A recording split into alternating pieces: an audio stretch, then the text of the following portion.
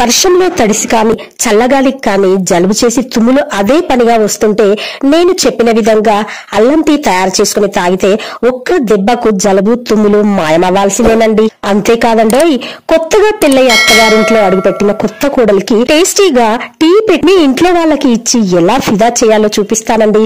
ఈ అల్లం టీ తయారీ విధానము ఎగ్జాక్ట్ గా నేను చెప్పే కొలతలతో సూపర్ గా తయారు చేసుకోవచ్చండి.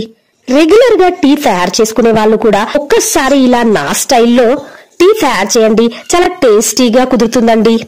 ఇరానీ చాయ్ తో పోటీ పడే టీ ఇప్పుడు మనము తయారు చేసుకుందాము. టీ తయారు చేసుకునేటప్పుడు చిన్న చిన్న టిప్స్ పాటిస్తే టీ చాలా సూపర్ గా తయారు చేసుకోవచ్చు. అది ఎలాగో చూద్దామా ఫ్రెండ్స్? వీడియోలోకి వెళ్లే ముందు ఒక చిన్న రిక్వెస్ట్ ఫ్రెండ్స్, వీడియో చూసాక తప్పకుండా వీడియోను లైక్ చేయండి ఫ్రెండ్స్. మీరు చేసే లైక్ వల్లనే వీడియో అందరికీ చేరుతుంది. ముందుగా స్టవ్ వెలిగించి పాలు స్టవ్ మీద పెట్టి పాలు వేడి చేసి పాలు చక్కగా మరిగాక స్టవ్ మీద నుంచి దించి పక్కకు పెట్టుకోవాలి.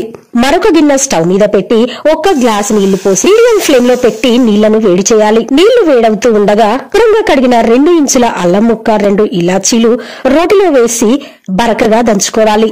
ఇక నీళ్లు స్టవ్ మీద బుడగలు వస్తూ వేడవుతూ ఉన్నాయి. అల్లం ఇలాచీ బరకగా చేసిన పేస్ట్ ను మరుగుతున్న నీళ్లలో వేసి ఒకసారి గరిటెతో కలపాలి. నీళ్లు పొంగు వచ్చాక 2 నిమిషాలు మరిగాక 1 గ్లాసు నీళ్లు 3/4 గ్లాసు అయ్యాక చల్లారిన పాలు 2 గ్లాసులు ఆ మరుగుతున్న నీళ్లలో పోయాలి. వేడివేడి పాల కన్నా వేడి చేసి చల్లార్చిన పాలు టీ చేసుకుంటే చాలా టేస్టీగా ఉంటాయండి. ఇక పాలు వేడవుతుంటే 2 స్పూన్ల చక్కెర వేసుకోవాలి. ఇంకా మీకు ఎక్కువ చక్కెర కావాలనుకుంటే 3 స్పూన్లు వేసుకోవచ్చండి. కానీ ఇక్కడ నేను 2 స్పూన్లు వేస్తున్నాను, ఎందుకంటే నేను చక్కెర మీడియంగా వాడతాను కాబట్టి.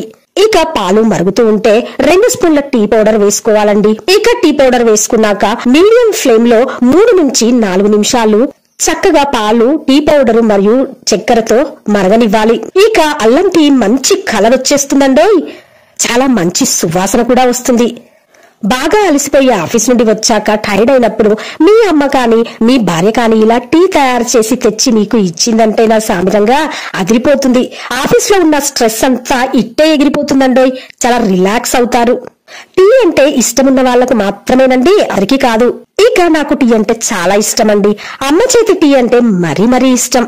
ఇక అమ్మను ఒక్కసారి గుర్తుకు తెచ్చుకొని ఈ బిస్కెట్ టీలో వేసుకుని బిస్కెట్స్ తిని టీ తాగితే ఉంటుంది సూపర్ అండి. రెగ్యులర్ గా టీ తయారు చేసుకునే వాళ్ళు కూడా ఒక్కసారి ఇలా నా స్టైల్లో టీ తయారు చేయండి, చాలా టేస్టీగా కుదురుతుందండి.